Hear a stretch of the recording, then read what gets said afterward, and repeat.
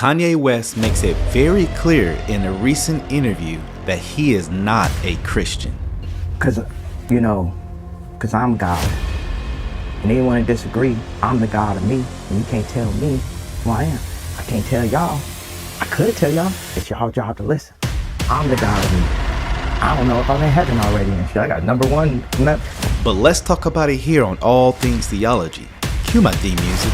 All things theology, all things theology. We chop it up properly without an apology. Gotta get that theology to God, hallowed be, cause this is how we do it at All Things Theology. Yo, grace and peace. Welcome back to an episode of All Things Theology, where this is your host, K-Dub.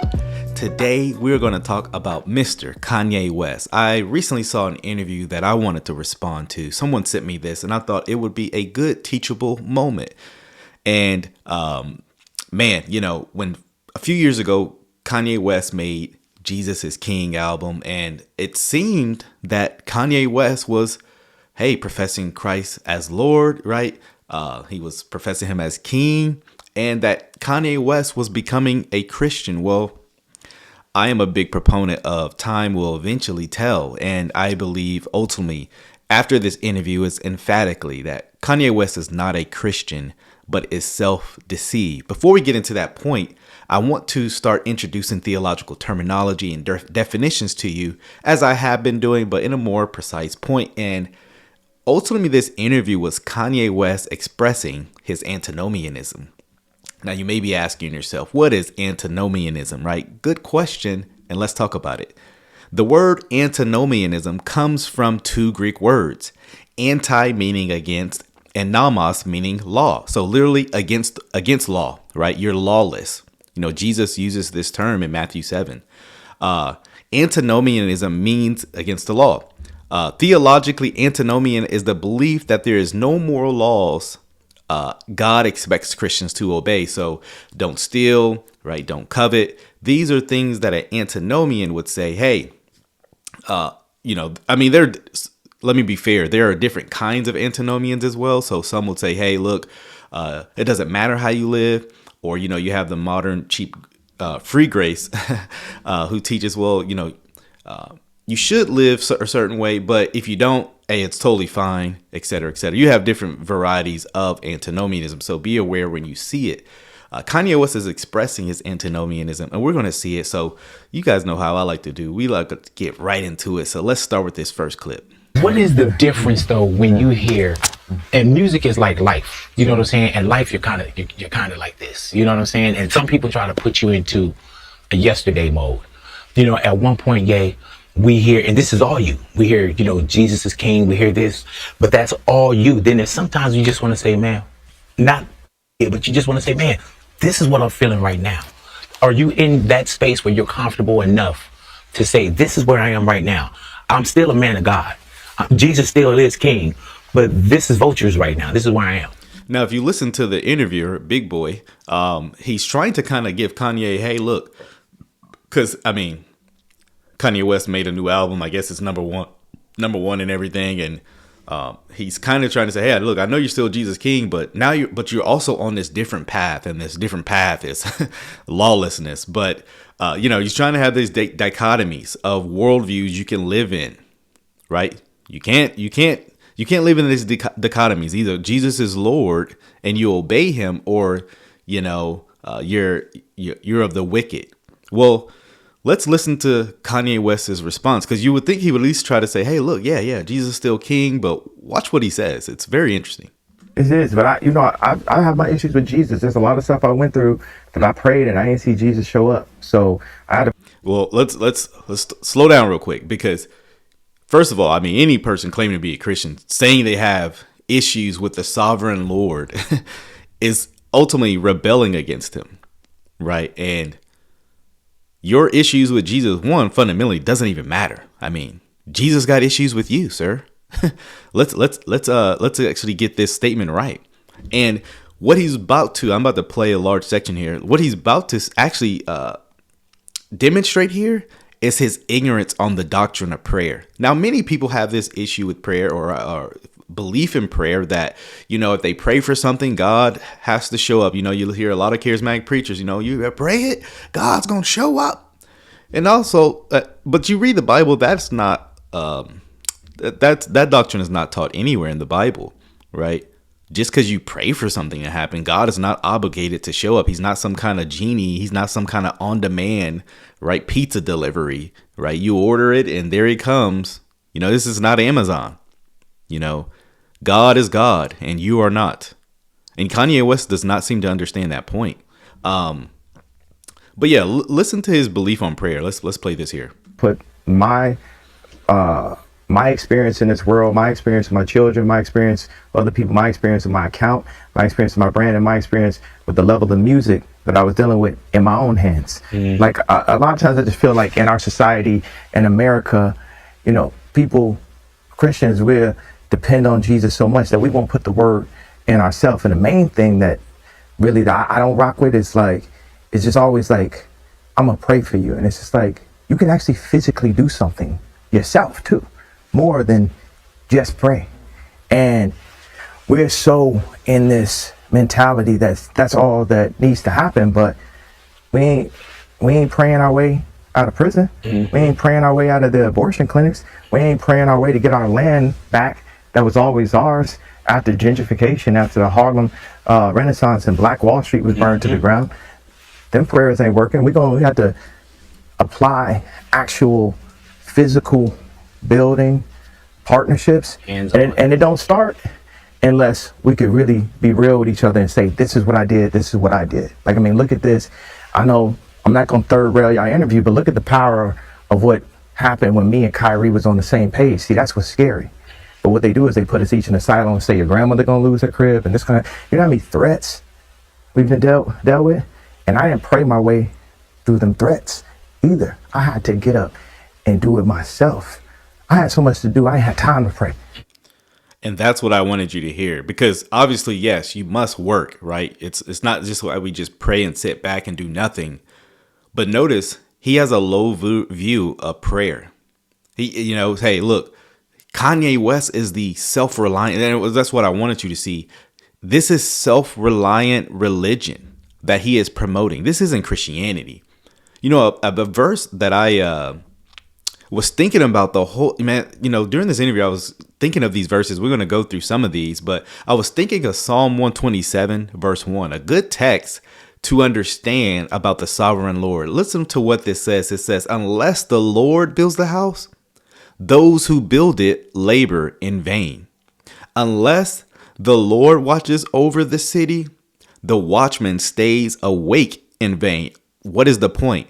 Unless God is in it, unless God is acting, our acts are actually pointless. It's senseless. So we should pray, Lord, right? We make our requests known to God. And so Kanye West, hey, forget all the prayer stuff. I'm going to make it happen. You see the arrogance and pride actually in this statement, in his belief. But we're not done with his arrogance. That's actually the tip of the iceberg. It's actually going to get a lot worse. So let's get to this next clip here. Says as a manager, he said, you know what I hate about artists?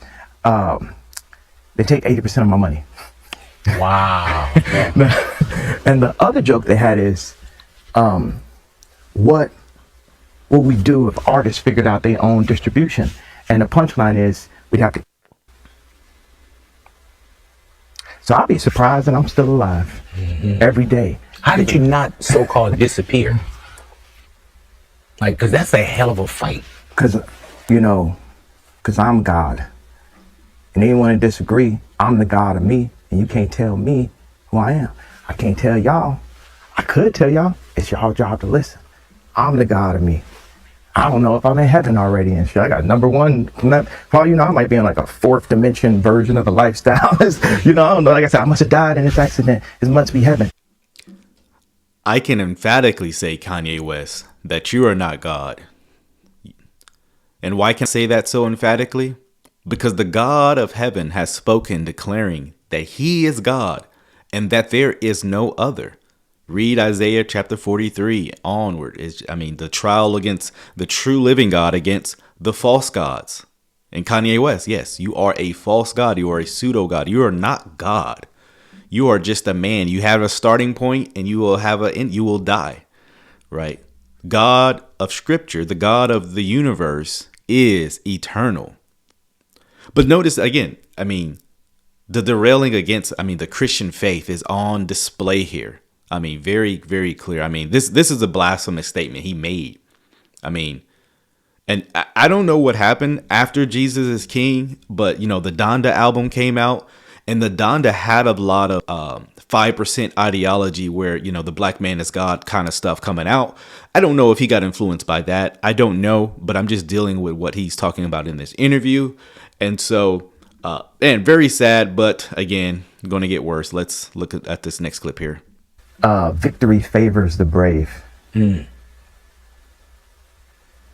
Like the people that lean into it, that get, because all like ears, it just threats at the end of the day. It's like, why should you fear? It's another thing I don't like in Christianity, the fear of God. If God is love, why should you fear him? Because you place one fear, you get another fear, you get another fear. What do you have at that point? You're easily controllable. You're easily sellable. You're easily contracted because you have this fear on you. Like, everybody gonna die eventually, but I'm gonna live my entire life with zero fear. Fear of a contract, fear of perception, fear of getting my black card denied. Fear.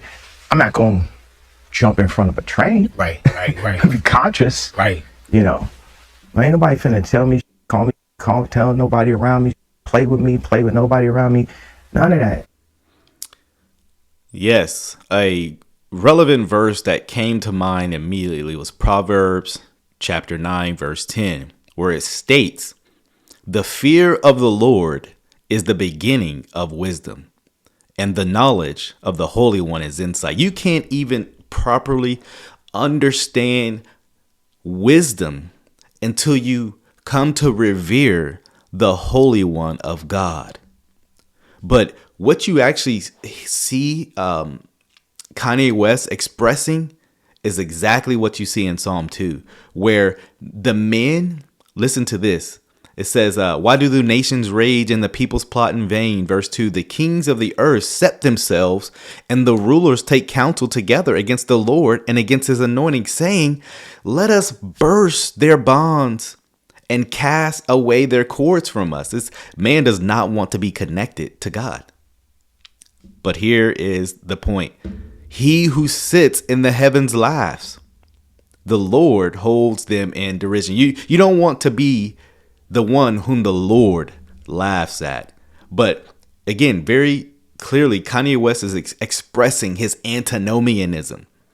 He wants not to be controlled by God. He expresses, well, how can you fear and, do all these other love, right? And justice, all this. Well, we have to take all of God's attributes. This has been an issue in many Christian circles where we want to pin God's attributes against one another, right? You've seen this expressed, right? Where God's wrath is pinned against his love, his holiness. All these things are pinned against one another. And so now you have a God that we kind of shape and, well, I don't like the fear part, so I'll just go with the love. I'll go with the mercy part. No, we have to take all of God's attributes, right? One more clip, because I thought this was very interesting and well in light of him claiming he is God. Rebuild the communities and create the position. When the you-know-who's give us the contract, it's not a meet, it's 7 years. It's 10 years. It's a lifetime. And you get 30 of them, you're like, oh, I got these contracts, I got all these artists. What's the value? What's the value Universal? You got a Drake as a lifetime deal. What's the value of Vivendi? And this is me. I don't know about it as well as I know about it 10 years from now. Right. Me willing, I'll be still alive. Because it's up to me if I'm still alive. Yeah, if I felt like it, it's up to me. If people say God willing, me willing, but I'm still alive. I will understand this better. And I'm going to provide things For y'all, that's simple. But if you notice, he says the me willing, right? You've heard of that term growing up. If you've grown up in Christian circles, hey, someone says, hey man, will you help me with this? Hey, yeah, God willing, right? And what someone is acknowledging is, hey, look, if God preserves me to the next day, I mean, it's what James talks about. No one should say this will do, this will you do. Rather, we should say, if God wills, we will do it, right? Very biblical concept what people are saying that. But Kanye replaces the God willing to essentially Kanye willing, another expression or claim that Kanye is expressing that he's God. I was very grieved in this interview, but I do want to make some application. And so what I want to do right now is bring some verses on the screen just to show you kind of my thought process during this interview and a couple verses that came to mind. Daniel chapter 4, I mean, if you don't know the story of Nebuchadnezzar and you listen to this interview, you would almost think, is this guy literally the reincarnation? Obviously, reincarnation, not a biblical concept, but you know what I mean. Is he the reincarnation of Nebuchadnezzar, right? But because listen to what is being said by Nebuchadnezzar. Read the whole chapter, very good chapter, but let's start at verse 28. It says, all this came upon King Nebuchadnezzar. And at the end of 12 months, he was walking on the roof of the royal place of Babylon. And the king answered and said, is not this the great Babylon, which I have built my mighty power as a royal residence and for the glory of my majesty? I mean, Nebuchadnezzar is boasting in all that he's built. Didn't we hear that as well expressed from Mr. West? Right? That he's going to build it, right? He don't need a prayer. I ain't got time to pray. I got to build, right? While the words were still in the king's mouth, there fell a voice from heaven. O King Nebuchadnezzar, to you it is spoken. The kingdom has departed from you, and you shall be driven from among men, and your dwelling shall be with the beast of the field, and you shall be made to eat grass like an ox, and 7 periods of time shall pass over you until you know that the Most High rules the kingdom of men and gives it to whom he wills. May God give Kanye West a Nebuchadnezzar moment where he comes to his senses. That should be the prayer of anyone who boasts, right? That should be the prayer of any unbeliever, right? But obviously for Kanye West, since he is expressing really the same expression of King Nebuchadnezzar, I want to look at another passage because I think this passage is relevant, and that is the parable of the seed. Now, there are many people who I believe don't properly understand this text because many people think, oh, these are parables of different kinds of believers. It is my position that the parable of the seed is actually only speaking about one true fertile ground. That is one true believer that is planted in good soil. But I'm going to demonstrate that. But I believe this passage is relevant to Kanye West, but also to all, right? And we will get into this and talk about it. But let's look at this first. It says, the same day, Jesus went out of the house and sat beside the sea, and great crowds gathered around him so that he got into a boat and sat down, and the whole crowd stood on the bench. Now, one of the things you need to realize is that Jesus is experiencing all these people who are coming to him. There's a parallel. I believe this parallels with John 6, where people are traveling to see Jesus. They want to see all the miracles. Hey, look, they just got fed bread. Of course, they want to see Jesus, right? They're traveling around. They're going to meet Jesus, traveling miles to meet with Jesus, right? And Jesus is like, you don't really believe. Let's continue on. See, he told them many things in parables, saying, a sower went out to sow. And as he sowed, some seeds fell along the path, and the birds came and devoured them. Other seeds fell on rocky ground, where they did not have much soil, and immediately they sprang up, since they had no depth of soil. But when the sun rose, they were scorched, and since they had no root, they withered away. Other seeds fell among thorns, and the thorns grew up and choked them. Other seeds fell on good soil and produced grain, some 100-fold, some 60, some 30. He who has ears, let him hear. Now, one of the amazing things about this parable is we don't have to guess what this parable means. You know, some parables are left without explanation. But in this passage, we're actually told the actual meaning of this parable. Isn't that good news? Let's read it. Verse 10. It says, "Then the disciples came and said to him, 'Why do you speak to them in parables?' And he answered them, 'To you has been given to know the secrets of the kingdom of heaven, but to them it has not been given. For to the one who has, more will be given. He will be given abundance. But for the one who has not, even what he has will be taken away.' This is why I speak to them in parables, because let me actually go to the explanation here. It says we'll start at 19. It's verse 18. He says, 'Hear then the parable of the sower.'" So here comes the explanation. I mean, well, Jesus actually has been talking about their unbelief, right? Hearing, they do not hear. Seeing, they do not see. I mean, this is a common passage that is used to express the unbelief of Israel in the old covenant. And Jesus picks up on that theme, says, "You guys still don't understand." Hear the explanation of the parable of the sower. It says, "When anyone hears the words of the kingdom and does not understand it, the evil one comes away and snatches away what is sown in his heart. This is what was sown along the path," right? So there are many people who hear the gospel. They don't have no understanding of it. Jesus says that is the evil one coming and taking that seed away.